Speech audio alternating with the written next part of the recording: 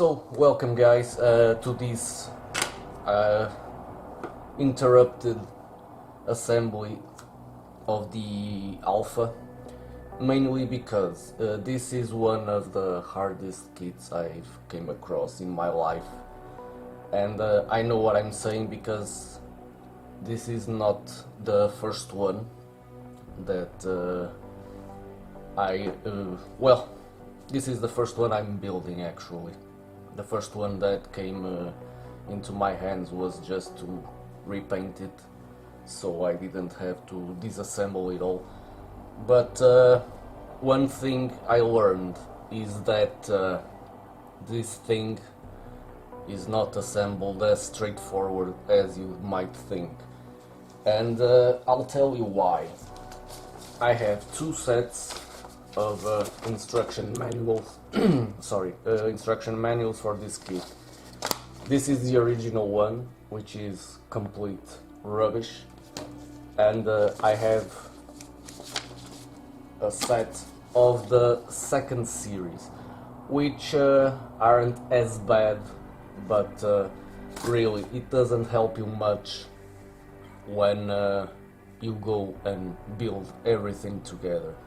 It is useful for the sub-assemblies, the nuts, the bolts, screws, etc.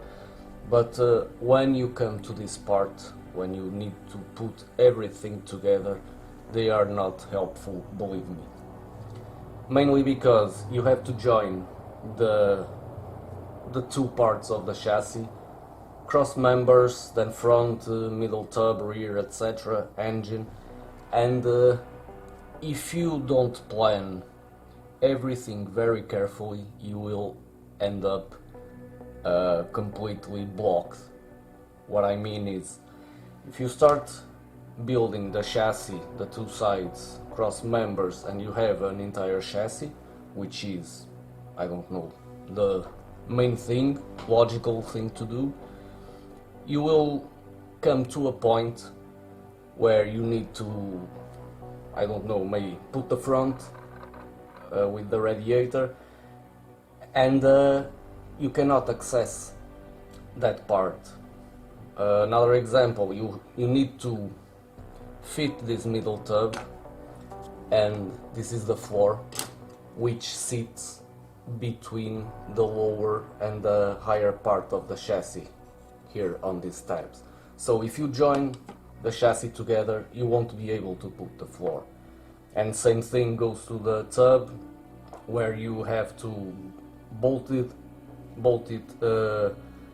in one of the rear cross members, and then you have to screw it to the side of the chassis, and you don't have access.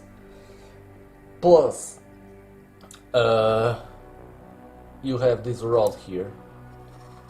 This rod comes all the way from the middle tub to the radiator, and this requires a lot of fine-tuning, because it's where the bonnet sits, and you need to make it go here and attach here at the front in the radiator, but then you need to adjust it because it's where the bonnet sits, and if it gets too long, it will start pushing the radiator to the front and also the cover, and when you go and put the bonnet in place, you will see that the bonnet is shorter than the front.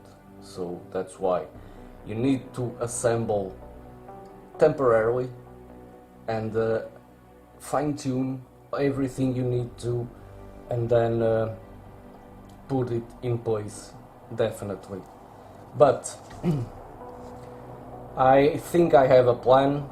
I'll start at the front, put the parts in one side of the chassis, then after the front is put together, I'll join the two sides.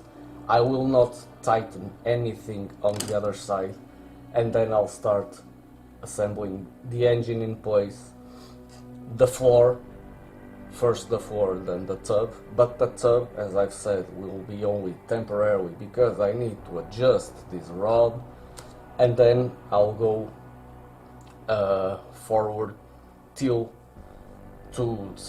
the rear cross members, and finally the rear end. Only after that I will tighten everything in place, and hopefully I will not come across any problems that way. Still, be patient, because I'm going to be patient too, because I know it's not straightforward, the fitting of the car, as far as my experience with Pocher kits goes. They need a lot of tempering and sanding, etc. Little fiddling here, little fiddling there, so everything is good to the final fitting. So let's try this way, and again, be patient if you see that things don't look good in the first try. So let's go.